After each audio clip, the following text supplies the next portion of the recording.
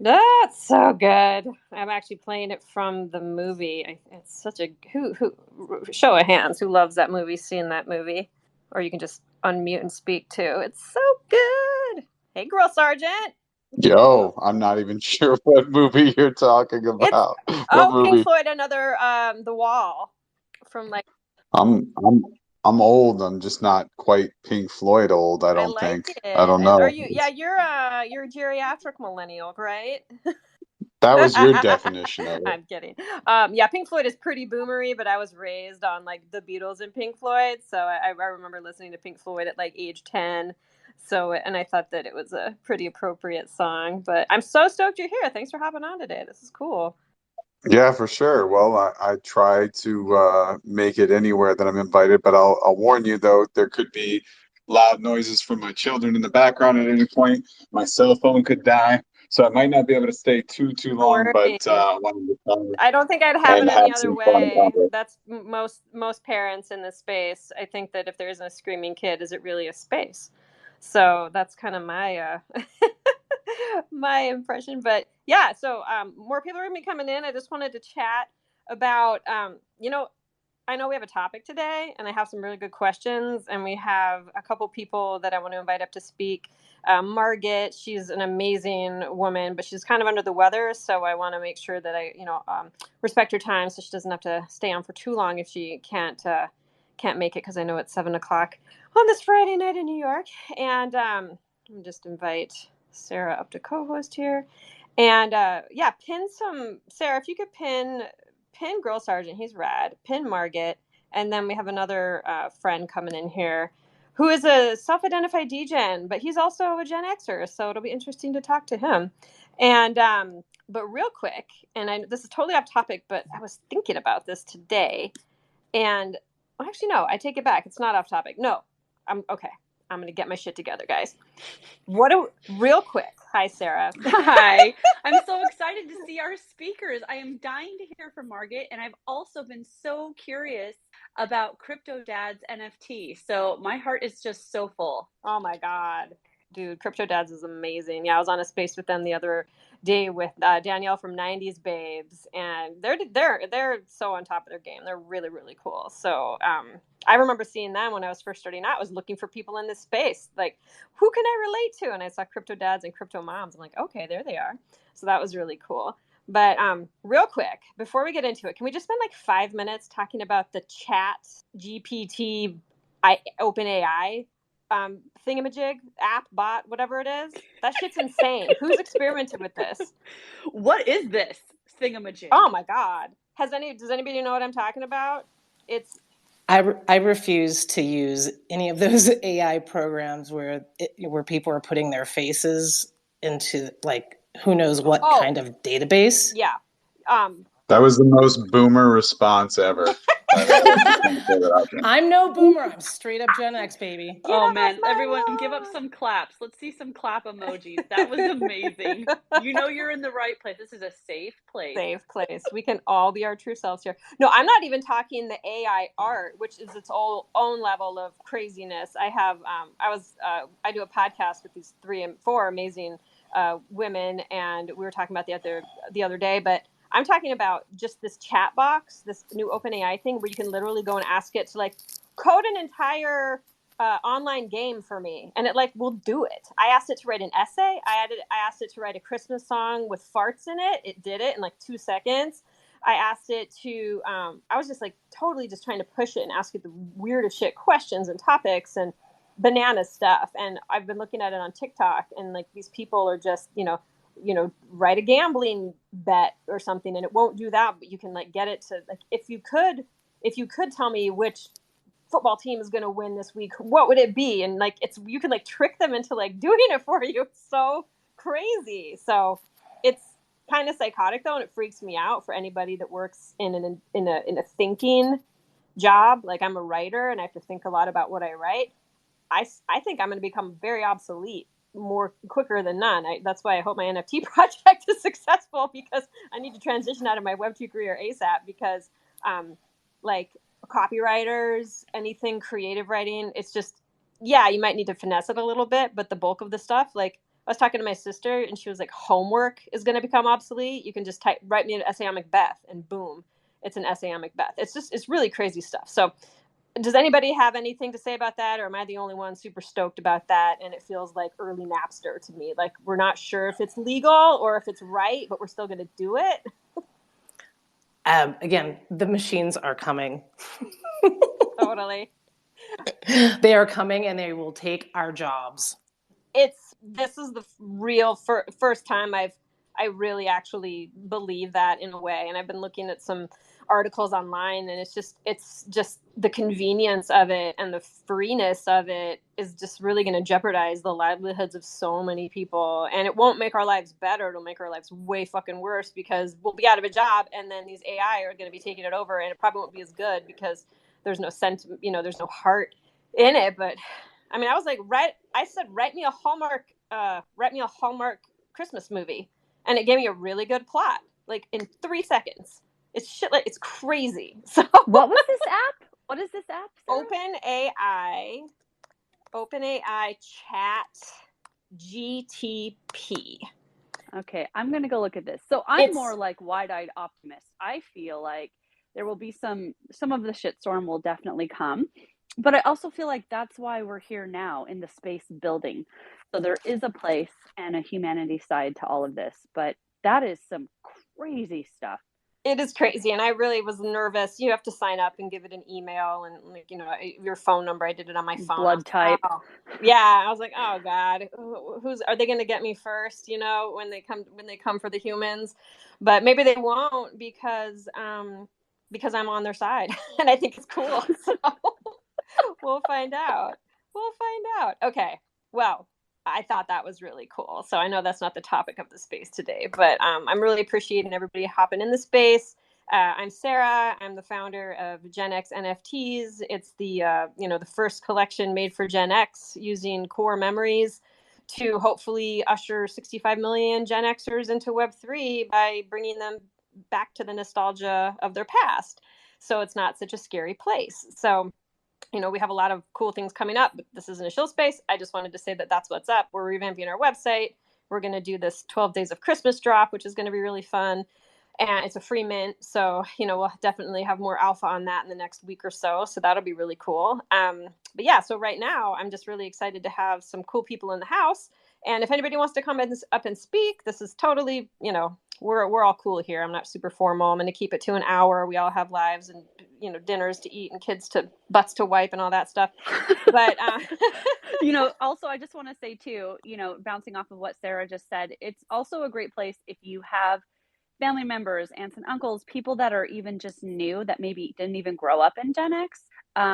Our Discord is very friendly. We do a lot of work around making sure that we communicate things in terms that everyone can understand. So let's just take a sec and give everyone a yell to follow here.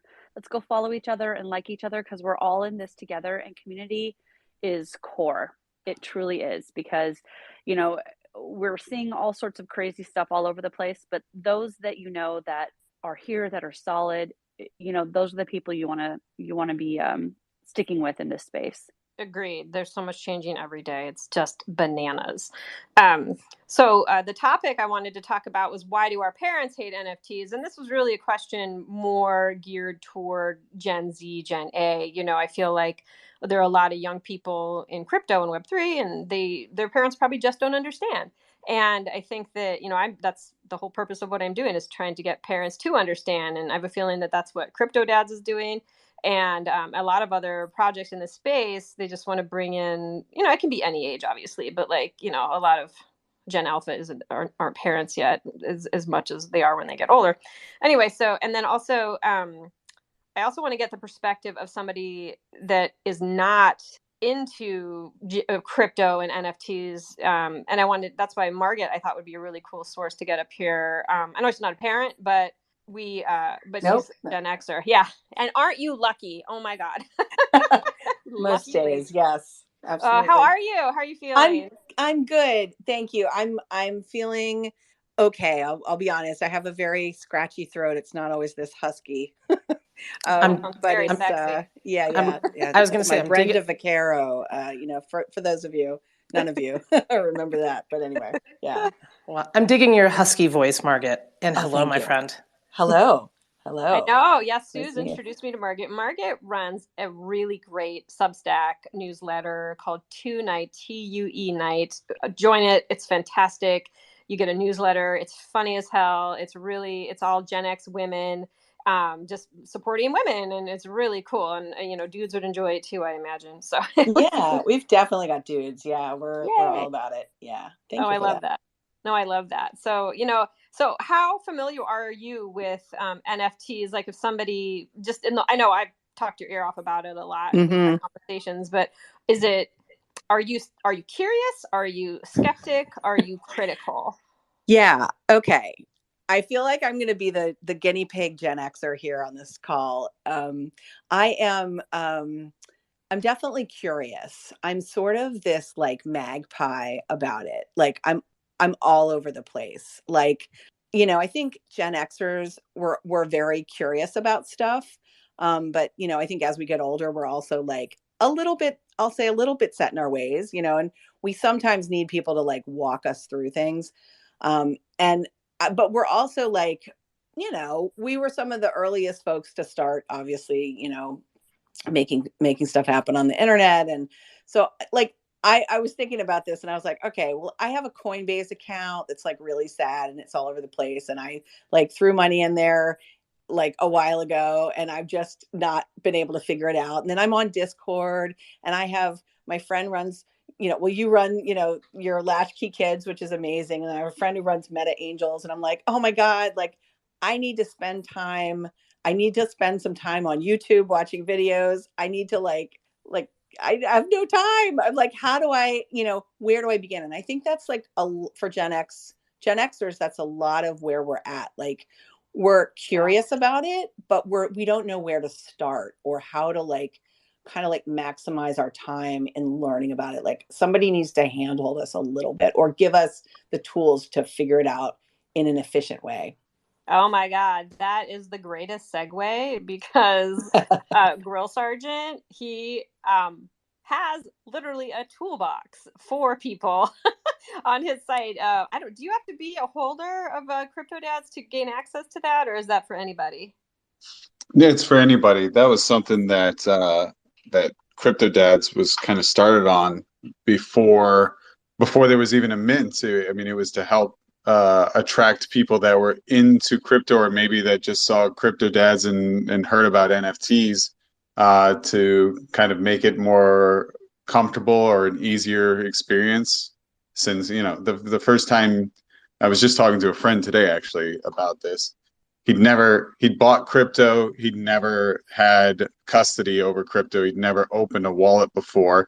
And to anybody that's done it, it's really easy, but it's still intimidating. And this isn't like a super old guy. I mean, he's in his 30s still, but he's like, no, I've never just done it because it just seems like too much of a task to try Yeah. and figure out. And so to have something that walks you through it, or like, we were just talking about on the 90s Babe space that I did, taking it to another level and allowing people, even if they're not going to buy a Crypto Dad, to book a 30-minute time slot or something like that, and to take the toolbox to another level where you can actually get a one-on-one experience and get your hand held.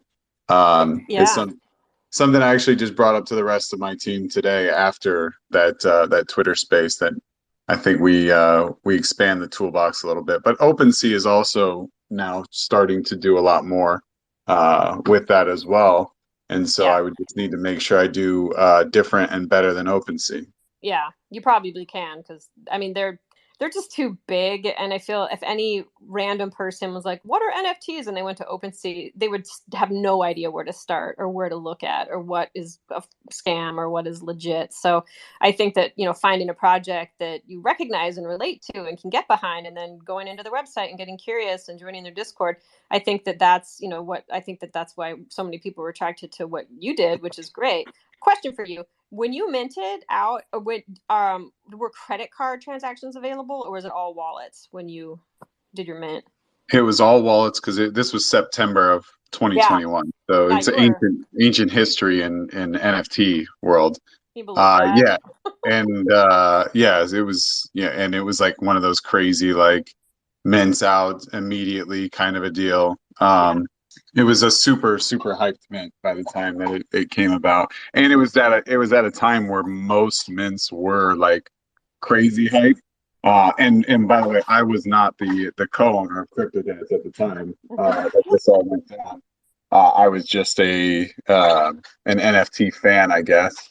Um, and yeah, it was. I didn't even get to actually mint. I bought on secondary personally. Wow. I didn't make the whitelist. I missed it by like a day, and Oh, you were the bought day. on secondary. And I just want to note something too for everybody. Uh, my PFP is not a crypto dad. It is a blinkless. And the reason why I'm rocking a blinkless PFP is because we lost a poker bet against them. And so I have to rock their PFP until Monday night. And so just want to put that out there so that people understand what's going on with that. That's fantastic. And I love that. And how bad did you lose? Like, what was their hand? No, it was like dads, we typically kick everyone's ass in poker. And so I've started to make it a habit where I challenge other founders of projects and tell them, if our community finishes first, you've got to buy dads or moms and rock it as your PFP for a week, and we'll do the same. And this time we lost. So that's it. That's fantastic. I love that. So obviously you have a killer community and they're really supportive, and that's pretty amazing that, I mean, you're right, ancient history, my God, over a year ago, and you still have a strong community with people that are still active. How do you do that? Teach us because you're who we need in this space, because I feel like so many people think NFTs are fly by night, they're rug pulls, they're bullshit, they're scams. People want to come in and know that they're going to get some longevity. So Margaret, she has her wallet and her Coinbase, and she hasn't bought an NFT yet, and she maybe wants to buy one, but how does she know be Latchkey around you? kid. What? I'm all about buying the latchkey kid. I Oh, mean, you're so I sweet. just wanted to and just to add, if you don't mind, Yeah. just to add something. I mean, I think one of the things that I think also appeals to older generations is like the actual art of the NFT, like finding something that is really something we really dig, something that is like speaks to us. And I think like the latchkey kid is really fun and nostalgic. And and I sort of, it's not so it's I think promoting that angle of like this is something cool and visually interesting, and is something that I think would appeal as well. I love that. I love that. And I think, that's why I was drawn to 90s babes and crypto dads. And my friend Diana, she's kind of paused her collection right now, but Tired Moms, you find the collections that relate to you. And then I think I think that that's great that crypto dads, you've weathered this crypto winter. And yeah, so back to my question, like, how do you do that? And what are your plans for the future? I'm so curious. So so I, again, for a lot of the ride, I was a community member. And so I did things as a community member to try and support the project. But, Crypto Dads has been through a lot, and it has not been all rainbows and butterflies, for sure. Shout out Maroon 5. But in seriousness, I mean, there's been plenty of FUD storms, Yeah. and some of them very warranted as well. But so like let's fast forward though to now and like what we're doing now and how do we maintain it? We have so I don't use the term community Mm-hmm. because it's just so cliche, and it would be really a disservice to what we've created with Crypto Dads because it is genuinely more like this weird internet family that we have. How you get that? I mean, we got lucky that we had a bunch of great people that all believed in the brands and identified with Crypto Dads. And there have been enough great people that weathered through all the storms. And now that the storms are past, now we're slowly adding more and more new people that are coming on, and they're like, holy shit, this group of people is amazing. And they are. And because the thing is, reflecting back over now, like almost a year and a half of being in NFTs, and all of the utilities that were promised and all of the utilities that weren't delivered or that were attempted and fell short or were actually executed, but nobody actually really cared about that utility other than they thought it would make the price go up. Because that was the number one utility for most people. Number goes up, Yeah. I'm happy with the project. Number goes down, this project it sucks, right? And Yeah. that was it. But what came out of it, though, in the end, is the best utility has been networking and the people, and we have the best people. Hey, I love it. I'll put our people up against any project. And that sounds like it kind of sounds like I can understand if somebody's like, well, that sounds kind of like shit coming from somebody that's now managing the project. I don't want I don't mean to say that we aren't constantly looking for new and innovative ways to bring value to holders, or that we ignore things like floor price. We don't. We know all of that's really important. But I've been in so many NFT projects at this point, and I don't care what tools they released, what games they've released, nothing that any of them have done. And some of them had massive war chests. Crypto Dads had a massive war chest and tried a bunch of stuff, spent a lot of money on stuff that didn't come to fruition or just didn't add that much value.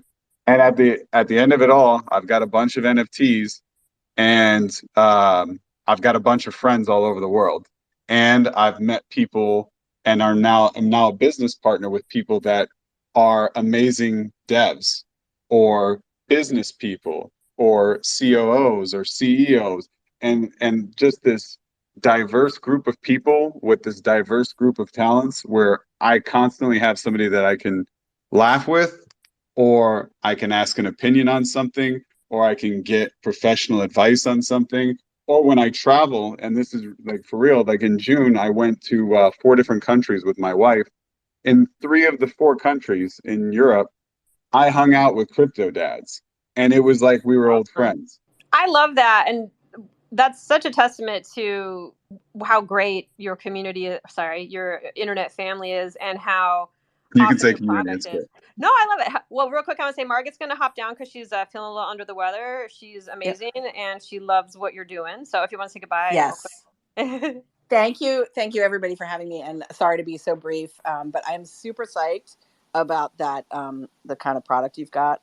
Yeah, check out the toolbox on their site. Yes, I think it'd be it really sounds really helpful. cool, and I'm going to tell my community about it. So thank you. Nice. I Thank hope you you, feel Margaret. better, Margaret. Thank And you if you so want, much. if you need help, you can message me, and I will totally we'll do spend that. some time. Thank you. Bye, everybody. Take care, babe. Awesome. Yeah, I love that. So I have a question. Sorry, this is like turning into just a little offshoot here. When Crypto Dads dropped, did you have utility, or was that back in the day when you just needed the PFP project and didn't really need utility other than hopefully minting out and keeping the floor price up? So this there was a lot of over promising that Yeah. happened back then, or with like flirting with ideas and putting it out there, and of course then everybody takes it and runs with it and gets all hyped about it. Yeah. And so and it's the exact opposite that we are all about. We are all about under promising and over delivering.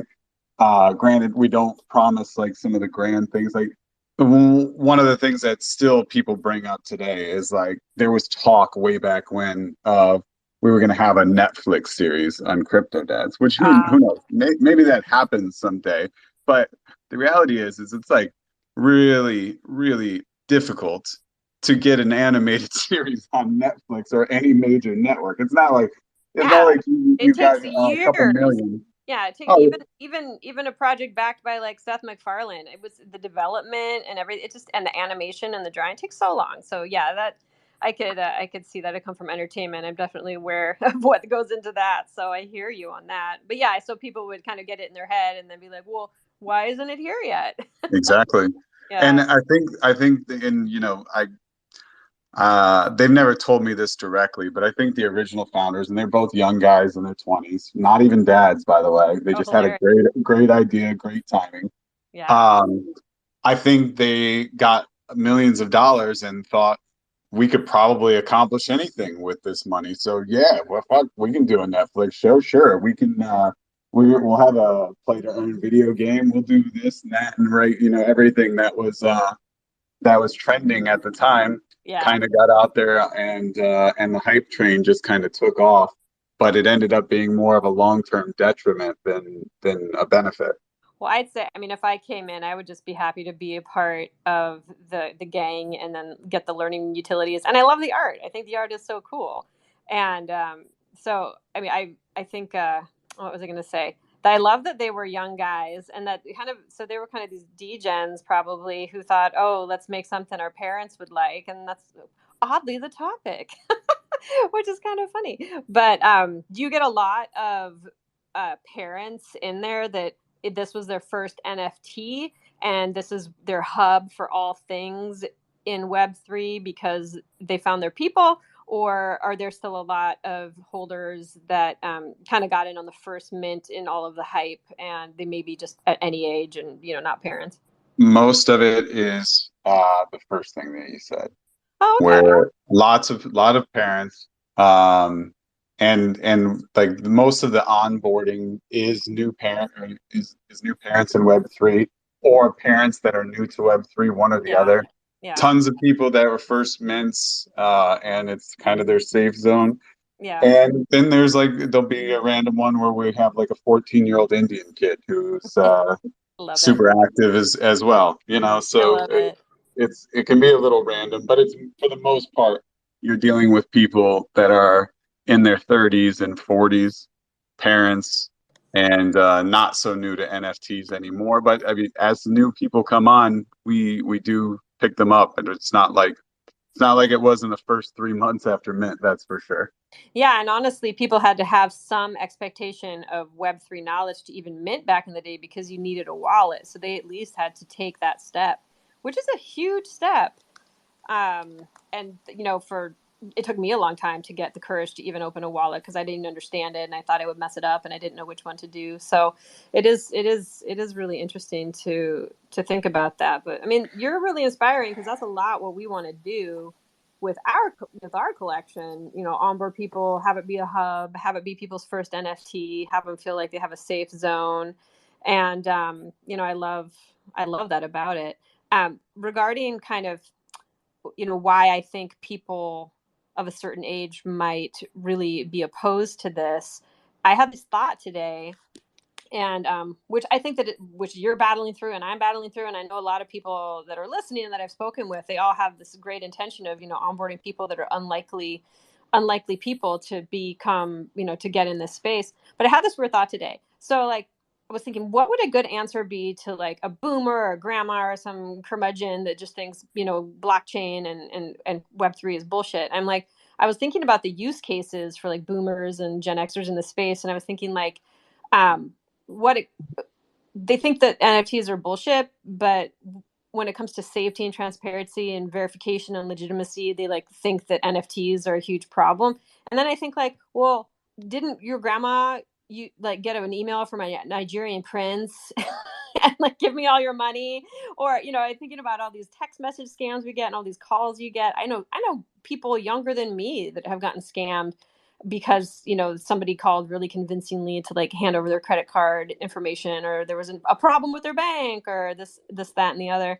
And I'm thinking like, I wonder, and this is just me talking out my ass, and anybody can pipe in, please, come up to speak if you want to, but a use case to potentially kind of lessen the fear or FUD in older people coming in, or just anybody coming in, wouldn't blockchain be really transparent? Let's say you get a 5 years from now, you get an email from your bank saying there's been some unusual activity and click here to solve the problem.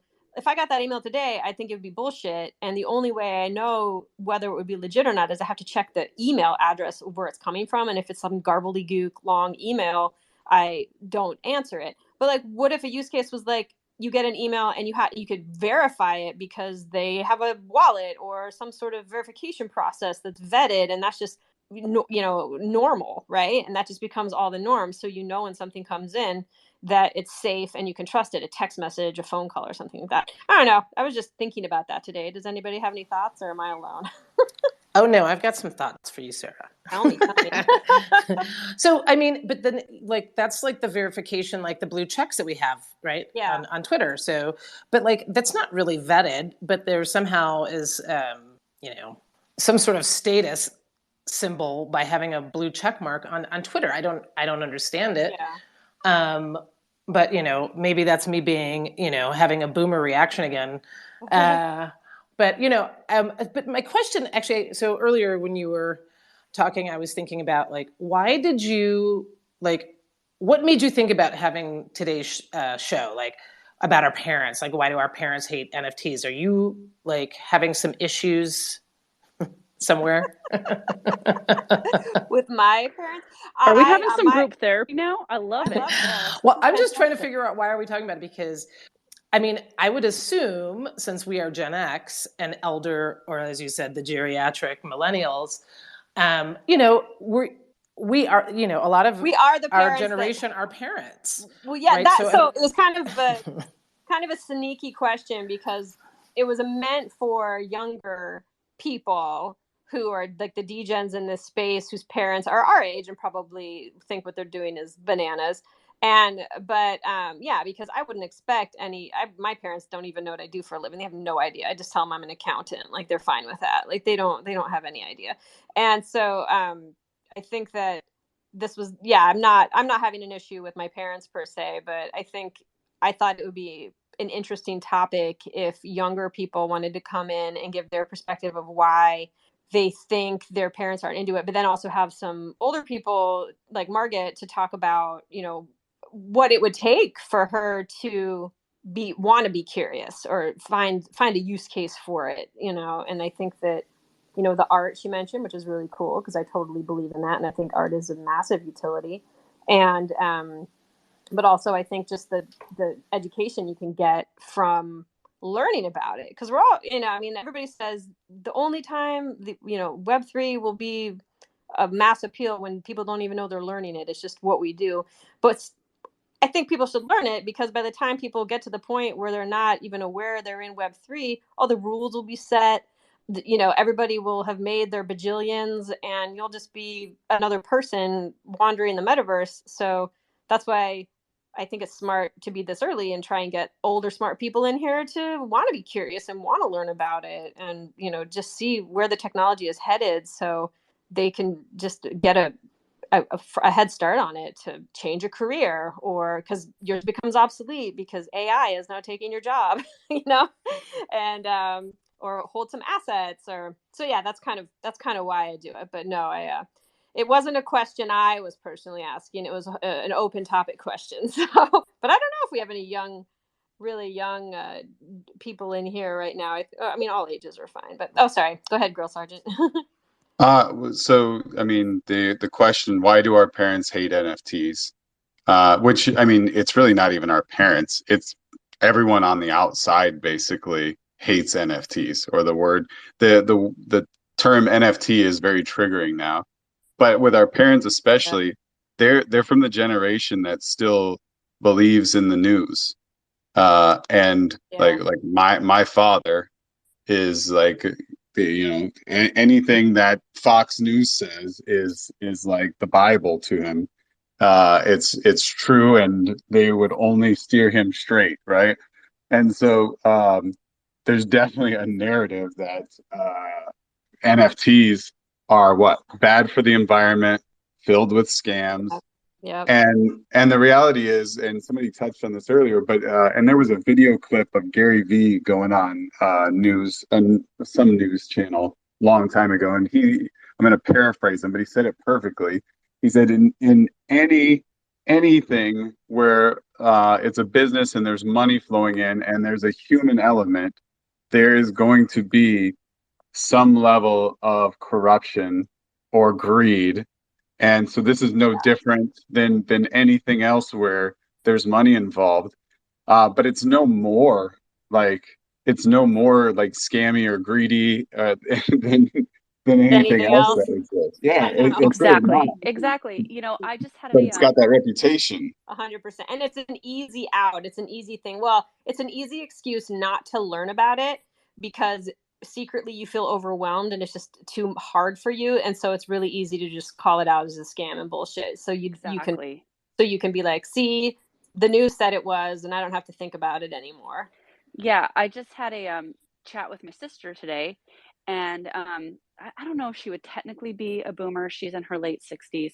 She's an amazing tech person. She was there in the beginning of Web 2.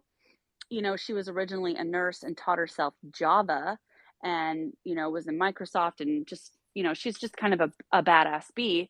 And, she's kind of having some struggles right now figuring out where she wants to land with her next job. And I'm slowly just kind of talking about some companies that I know are hiring that could use her skills. And I know she's interested, but I also see the eyes glaze over. And today she asked me, is your industry, like it's my industry, is your industry affected by what happened with FTX?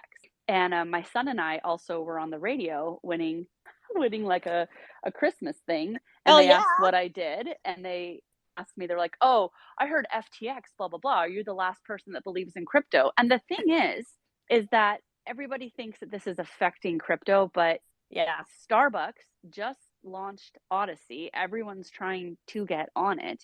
The price of Ethereum is still 1,200 to $1. Projects are launching all the time. Sarah just told us about a cool AI thing.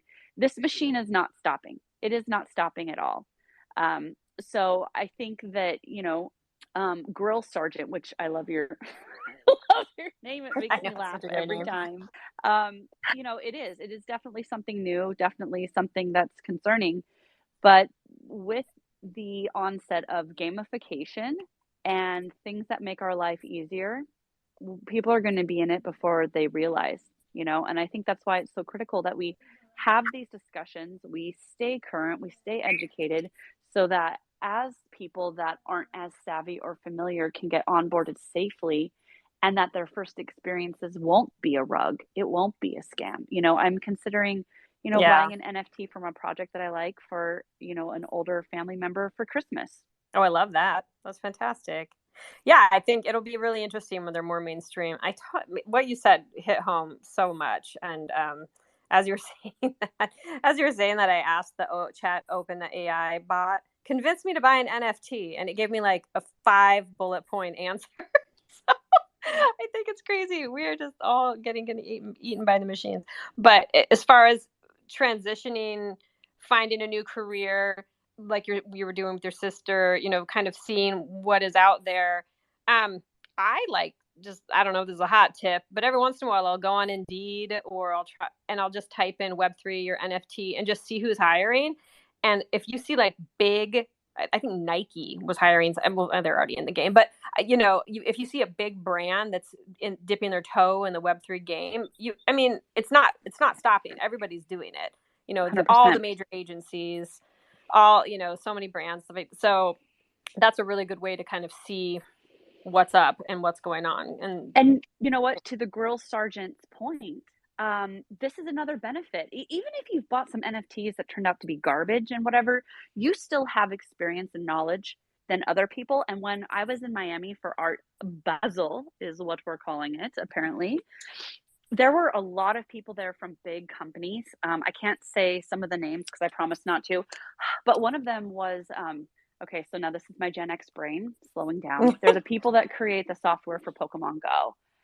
It's I always want Okay. to call them like Niacin or Nitro. Anyway, they already kind of have the in real life with technology settled when you see people walking on around in the world trying to collect Pokemon. Yeah. But they have people working for them in Web3, and they come to these events and they're partnering with people to see how it's going before they launch their own. Y'all, if you go to Disneyland right Sure. now, Disneyland has a digital collectible right now. It's their Magic Band. It's Oh kind of wow. low key. It's hard to figure out how to use it. Same thing with Universal Studios, but it's all a test. It's all a test, trying it Yeah. out, betaing it. Yep. So you have an opportunity if you feel like you want to pivot with your work because you're coming in with knowledge and you're already way ahead of somebody else. So it's a great way to get your foot in the door, even. I agree with that. And honestly, who has money to afford retirement anymore? Y'all, we're going to be working till we're fucking 80. So we better learn some skills because this ship is not, this ship has sailed and it's not going to come into harbor for a long time. So I mean, especially with this open, I'm sorry, I'm just kind of spiraling from the open AI thing because, I think I've had a rock solid career in writing for the past 10 years. And, I'm so glad I've been in the Web3 space for the past year and a half because I did kind of feel a pull to do something different. And now I feel it's almost a mandatory, or you will become obsolete, and that'll be crazy. But also, I really think that people are going to have to learn like really hardcore labor, physical skills, like how to grow a garden, how to fix a toilet, because I feel like those skills are going out the window, and AI can't do that yet. So, being a plumber is very lucrative. oh, dude, my dad was a plumber before he was a chiropractor. He made way more money as a plumber. So I know that for sure. Getting somebody to come and clean your shitter when it explodes at like 2 a.m. is a very good business to be in. So yeah, I think it's really interesting. I was one thing, and we're getting towards the end. If anybody has any questions, this has been a really fun space. I love having these conversations. Please, raise your hand, come up. This is really casual. But I've been seeing this quote a lot on like LinkedIn or, Instagram, Web3, blockchain, crypto, they are NFTs, are trying to solve a problem for a question that hasn't been answered. I think I said that right. And I don't know, what do you guys think about that? Because it's kind of like, oh my God, my favorite movie, Under the Tuscan Sun. At the end of the movie, it's, they built the trail, they built the rails through the Alps before there was a train that could even make the journey. So is it that type of thing? Like you have to just get it going before you are even able to, or are people just kind of throwing shit against a wall and seeing what sticks, and hopefully it'll make them money? Anyone? I know I'm the worst question asker. I definitely don't know what your question is. Oh, damn it. Okay. I was gonna actually ask for you to give like a shorter version of the same question if you could. I think Sarah is just trying to say, are we making space? Are we creating a path? Are we creating a solution here? Or are we just out here playing around? Yeah, I mean, what's the solution? Like, what's the solution to it? Like, does anybody need what we're selling? Yet. For sure. Well, so all right, let's just talk about like Web3 and blockchain in general, because there's a lot of shit that is being sold that people don't need. Obviously, that's why we have the bad reputation that we have. Yeah. But at its core, though, like the creation of Bitcoin or even Ethereum or whatever, it is to have something that is decentralized so that the human element can't go and screw it up with their greed or their bad intentions, the way that we've seen with, because the thing is, like, it's like people that shit on crypto right now, it's like they forgot what banking did to cause the crash back in 2008. It's like they haven't seen the movie The Big Short. And you've brought up two movies that I haven't seen before, but I have seen The Big Short, and I'm familiar with what happened back then. Like that was way worse, in my opinion, than even like FTX now. I mean, FTX is small potatoes compared to that. And so, and that was actually what Bitcoin was born out of.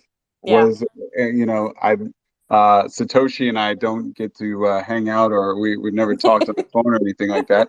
But I would imagine the person or people that created Bitcoin saw that situation and were just so like mind blown about it that they were smart enough to be like, there's a better way to do this.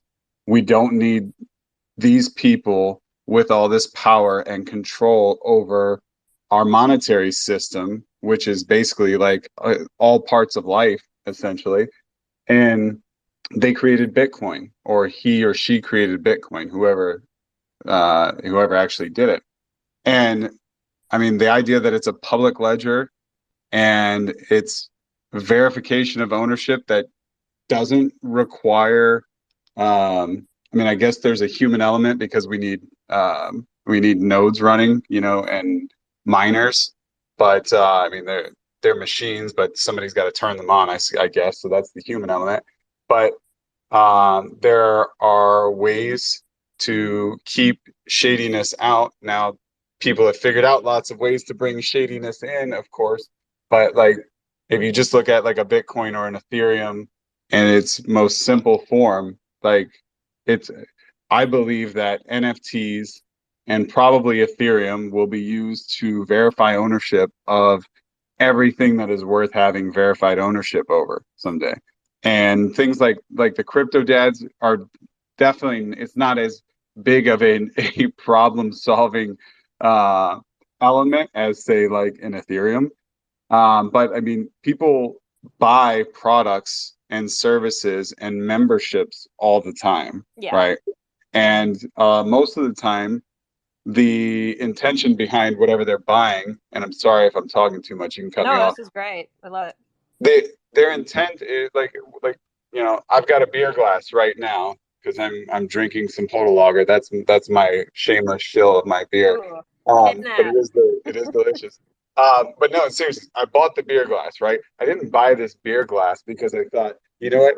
I bet I can flip that shit and make a 2 or 3x on that beer glass someday. No, I wanted a good glass to serve myself and my company beer in. And it has served that purpose and it's brought me value. So if I spent $9 on this glass, I've I've gotten in return $9 worth of value that didn't come in with any kind of financial gain, right? Yeah. And NFTs have gotten a little too much attached to financial gain just because of how like batshit crazy everybody went Yeah. over in 2021, and in the early parts of 2022. But there's so many ways to provide value to someone that don't have to be attached to financial gain. I mean, Yeah. there's like fun and entertainment, there's networking, and the projects that do that the best are probably going to also go up in value because they're going to be more desirable and the demand will drive the price up at the Yeah. same time. Oh, 100%. I think that like, degens or flippers will see a strong community and they'll just want to get in because they know people are active in it. I have a question for you. What would you say to people coming in now that maybe don't know about the feeding frenzy of 2021 and that want to I don't know what my question is. It's like what would you say to them about coming in the space? I guess you just kind of answered it actually. I take that back. No, I think that I'm sorry. I just got a text. Okay. Great question. I don't know. Sorry. I have a I'm just question. kidding. No, about your okay, last thing and then we'll let people go because I have to go pick up my kid. Okay. You were talking about like the what this will be, and I'm thinking like, what if a person that knows nothing about what's Web3, blockchain, crypto, NFTs joins Crypto Dads. They come into Gen X NFTs, they become a part of the community, and that sparks the next Satoshi situation. And they become, I feel like if people don't have a way to get in and a way to engage and a way to, they don't have to come from a tech background or whatever to create something in this space that could be life changing. I don't know. I mean, that's just my optimism speaking. I think back to 1998 when I was a kid, literally living in Seattle, watching all my friends get vested in all these internet companies. And here I'm an English major, not knowing what to do or how to get into anything. And I'm just like, if I could have gotten into something back then, who knows what I could have done? If I had a path in through a community like Crypto Dads or Gen X that could support me and give me the tools and the education where I didn't need to go to college for 4 years to study coding or whatever, if that was even a thing back then, I don't know. But I don't know, it's just interesting. Just like normal everyday people have a right to have a chance at this new technology, and to give them a platform and a community and a safe space to do it, I think is the biggest and most amazing utility you could offer. So yeah, we're not creating the next Bitcoin, but we're doing our small part to bring people into this world. For sure. And that is, one of the things like the new ownership team we're always trying to think of like, all right, so what do we think we could accomplish in the next year, 2 years that could make crypto dads stand out? And we already have so many people from our our community, right, that are already founders of not just NFT projects, but different projects in Web3 and trying new stuff. And a lot of it is people that they met in crypto dads that they're working with, myself included in that.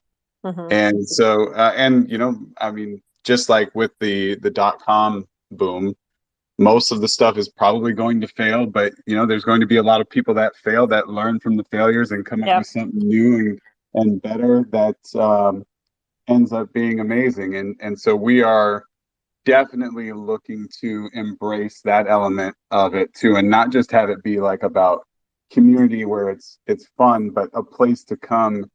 And if you're interested in actually finding a way in Web3, that this is a place where you can come and connect with other people and, end up like me and have your future business partners be people that you were just an NFT holder with. I love it. And my story is one of many like that. That's so cool. See, I think that's a very inspirational way to end this space. Thank you so much. This was hot alpha. I learned a lot. I really appreciate it. I definitely want to talk to you offline because as we move forward with our launch, I really admire what you are doing and what you've done. So that's really cool. So I want to thank all the listeners. Margaret, I know she left, and Susan, Sarah, thank you, and thank you everybody for coming. Follow everybody. Dolly Town's here. She's amazing. You got Sana Hellskate up in here. She's amazing. Such great people. Oh my God, Anne Marie, what's up? Everybody's here. So thank you for coming. I really appreciate it. Have an awesome Friday, good weekend, and let's do this again sometime. For sure. Y'all have a good night. Bye. Thank you so much, guys.